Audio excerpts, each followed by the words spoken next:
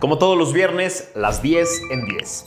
Las 10 noticias más importantes de esta semana en solo 10 minutos, para que de manera fácil y rápida estés enterado y además entiendas lo más importante que sucedió esta compleja semana. Vaya semanita que se acaba de echar el Obradorato. Primero le llenamos el zócalo con una marea rosa que lo tiene desesperado. Nos acusa de todos, nos dice corruptos manipulados. Y después, desde Estados Unidos, desde el New York Times, le recetan un tercer artículo que señala financiamiento ilegal, financiamiento manchado de sangre en sus diferentes campañas. ¡Qué semanita! Más nos vale entender claramente cuáles son las implicaciones de todos estos casos que están surgiendo todos los días, que manchan por completo al gobierno actual y ponen en riesgo la elección que estamos a punto de vivir.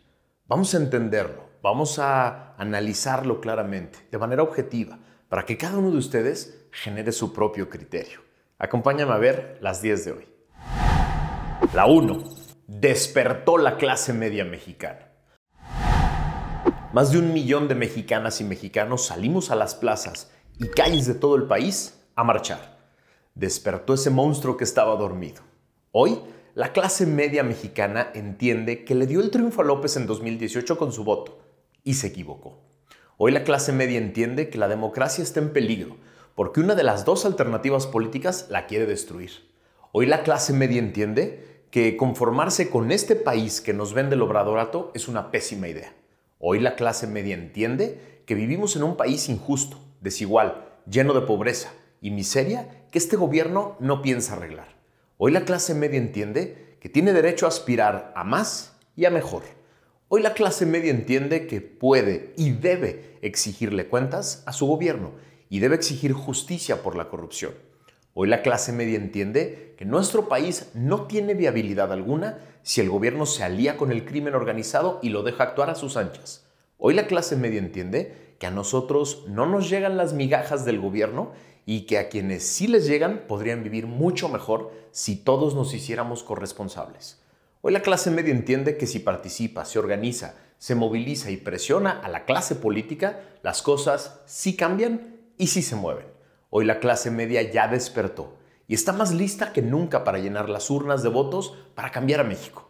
Ya llegamos y esto ya nadie lo frena. La 2. López vuelve a ofender a la clase media.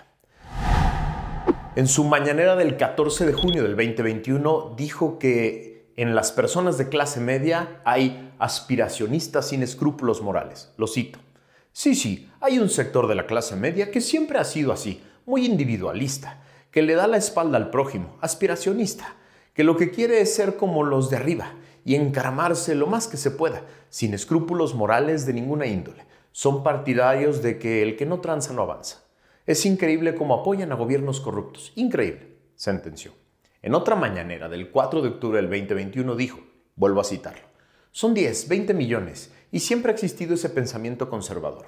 No son pocos. Esto de que tienen como doctrina la hipocresía es bastante extendido. En sectores de la población, no necesariamente los más ricos, también en sectores de la clase media aspiracionista. Hay más pensamiento conservador en la colonia del Valle que en las lomas, dijo. En su mañanera de este lunes pasado, tras la tercera marcha en año y medio con cientos de miles de personas de clase media que llenamos las plazas de México, volvió a decirnos de todo. En especial, nos dijo minoría manipulada y corrupta que solo ve por sus privilegios. ¿Por qué nos odia tanto? Es muy fácil de entender. Porque sabe que la clase media le dio el triunfo a él, creyendo en sus mentiras y castigando a gobiernos anteriores. Y es esa misma clase media la que se siente profundamente decepcionada por las traiciones a todas las causas que lo llevaron a la presidencia. Nos tiene pánico. Ya nos vio venir. La 3. Somos 47 millones de clase medieros que aspiramos a una vida mejor. Es un dato duro. Según el INEGI, se calcula que en México hay 15 millones de hogares y 47 millones de personas que pertenecemos a la clase media. Los estados donde predomina la clase media son Michoacán, Jalisco, Ciudad de México, Veracruz, Puebla, Chihuahua, Hidalgo y Nuevo León. En promedio, las personas que pertenecen a la clase media en México tienen 35 años. Las familias de esta clase social se conforman por 3 integrantes, en promedio. Los mexicanos que pertenecen a la clase media en promedio tienen 11 años de estudios y el 51% cursaron por lo menos un año de educación superior. Según Valeria Moy, la directora del IMCO, la cito, una de las características principales de quienes conforman la clase media es que tienen sus necesidades básicas cubiertas. El ingreso de la familia alcanza para alimentación, vestido y techo, pero no es suficiente. Esas familias aspiran a más, y es que esa aspiración radica en el éxito. Buscan quizá unas vacaciones para la familia, un coche, computadoras o dispositivos para conectarse, para trabajar o para aprender. No es únicamente en este tipo de satisfactores tangibles y materiales a los que aspira la clase media. También se buscan y procuran servicios médicos, más allá de los indispensables. Tal vez incluso la posibilidad de adquirir un seguro de gastos médicos, porque la clase media tiene muy claro que una enfermedad y los gastos que conlleva pueden ser catastróficos para la riqueza, entendida como los activos acumulados a lo largo del tiempo de su familia, y podría regresarla a una situación de pobreza o precariedad. Cierro la cita. Así, una buena forma de entender a la clase media es pensar en una familia a la que le va bien. Puede sobrevivir, pero aspira a vivir mejor, a tener más, a generar más, a sufrir menos, a preocuparse menos y a gozar más de la vida.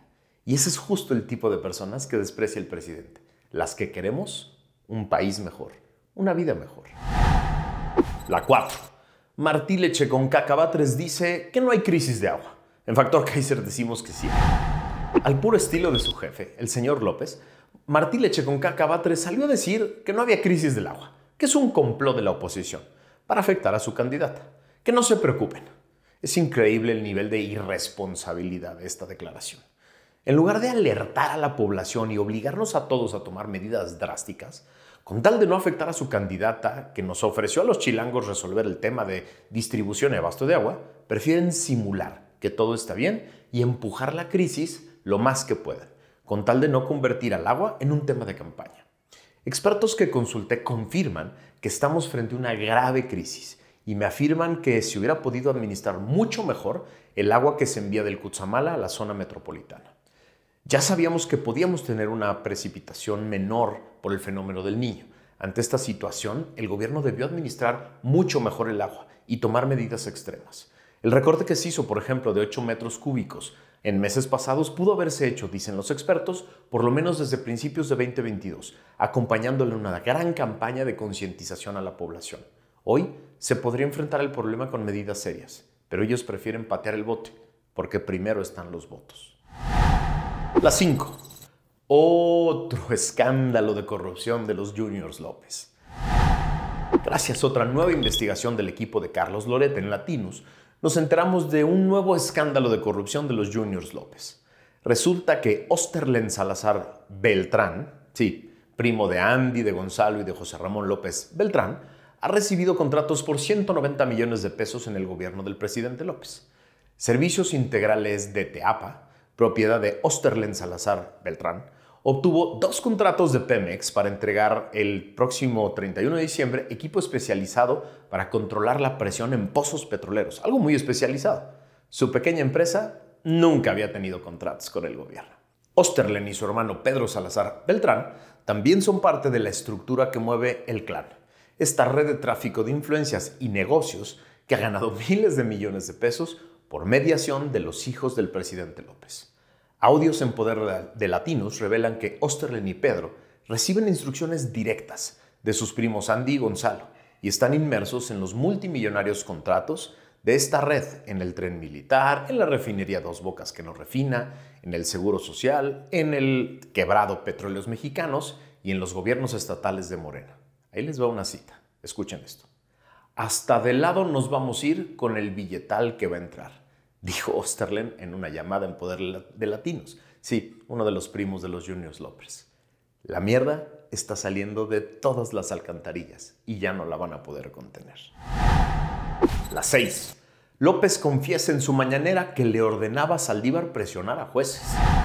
Ya lo sabíamos todos, era un secreto a voces, pero escucharlo de voz del propio presidente, con todo el cinismo que lo caracteriza, es confirmar que él es el violador más consuetudinario de la Constitución que hemos tenido. En su mañanera del miércoles pasado, López confesó que por petición respetuosa suya, el exministro Arturo Saldívar, entonces presidente de la Corte, influía en decisiones de jueces. Así. A ver, para que se entienda claramente. López confesó que como titular del Poder Ejecutivo influía, a través de un ministro de la Corte, en procesos criminales. Esto encuadra en 3 tipos de delitos diferentes: obstrucción de la justicia, tráfico de influencias y delitos contra la administración de justicia cometidos por servidores públicos. Sí, están en el Código Penal.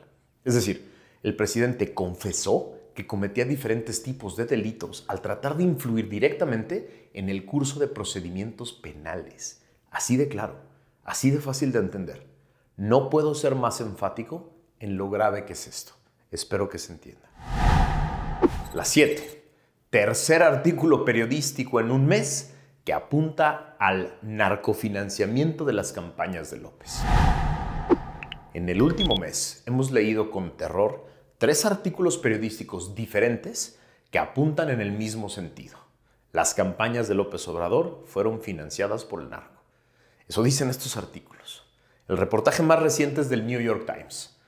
Te leo 3 fragmentos para que tú decidas si es una bomba o no. Cito al periódico. El Estado mexicano ha sido infiltrado por los cárteles de la droga desde hace mucho tiempo, desde los niveles más bajos hasta los más altos esferas del gobierno. Sobornan a la policía, manipulan alcaldes, reclutan a altos funcionarios y dominan amplias zonas del país. Cierro cita. Otro párrafo, cito. Otra fuente les dijo que, luego de que el presidente fue elegido, uno de los fundadores del conocido y violento grupo de los Zetas pagó $4 millones a 2 aliados de López Obrador con la esperanza de que los liberaran de prisión. Los investigadores consiguieron información de una tercera fuente que sugería que los cárteles del narcotráfico tenían videos de los hijos del presidente recibiendo lo que se describió como dinero del narco, según consta en los documentos. Cierro cita. Otro párrafo dice, abro cita. Los agentes de la ley estadounidense también lograron rastrear por su cuenta pagos de dinero de personas que se creía eran operadores del cártel a intermediarios de López Obrador, dijeron 2 personas con conocimiento de la investigación. Al menos uno de esos pagos, dijeron, se efectuó más o menos al mismo tiempo que López Obrador se trasladó al estado de Sinaloa en marzo del 2020 y se reunió con la madre del narcotraficante Joaquín Guzmán Loaera, conocido como El Chapo, quien ahora cumple una sentencia de cadena perpetua en una prisión federal estadounidense. Cierro la cita. Hay quien dice que el reportaje no aporta nada nuevo. Dios mío. La 8. ¿Quién pagó las campañas adelantadas multimillonarias de Claudia en los últimos años? Después de 3 reportajes de medios serios e independientes que refieren una constante en el obradorato, que es recibir dinero del crimen para pagar campañas, es más pertinente, lógico y necesario que nunca exigir una explicación clara y probada de quién financió la campaña adelantada multimillonaria e ilegal de Claudia que vimos todos durante meses por todo el país. Espectaculares, camiones, bardas, eventos y miles de objetos promocionales que se repartían por todos lados, que cuestan cientos de millones de pesos. ¿De dónde salió tanto dinero? Debemos exigir una explicación clara y con pruebas. La 9. López pone en peligro a periodista del New York Times y confiesa que lo hizo a propósito. Muy enojado por el reportaje que venía, en un desplante de autoritarismo y revancha, el día de ayer, López puso en peligro a la reportera Natalie Kitroff del New York Times al revelar su teléfono personal.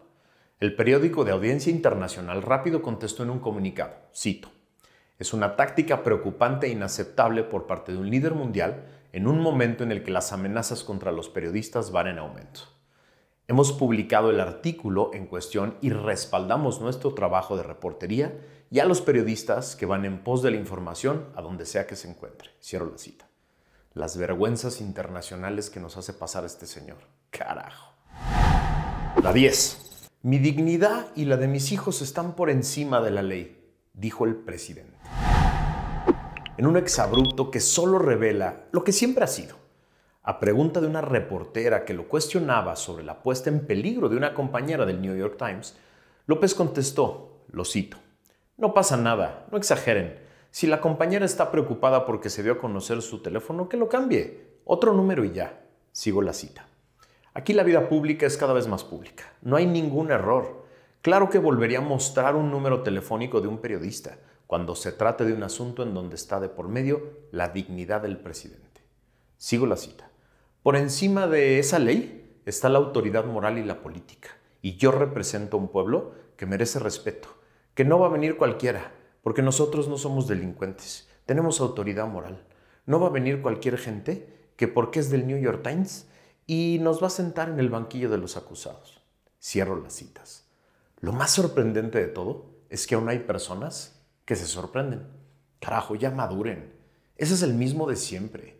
El que prefirieron no ver. El que creyeron que ya había cambiado. Es el mismo, la misma persona. Es el que se proclamó en 2006 presidente legítimo de México, con una banda falsa presidencial en un atril de plástico en el zócalo de la ciudad. Es el mismo. Ya maduren, ya no se sorprendan. Es la misma persona. Y por favor no vayan a caer ahora en el fraude, en la farsa de pensar que Claudia es diferente. Está hecha por él, está moldeada por él y es la misma forma de pensar en la República y en la democracia. Primero ellos, primero lo que ellos piensan, primero su dignidad.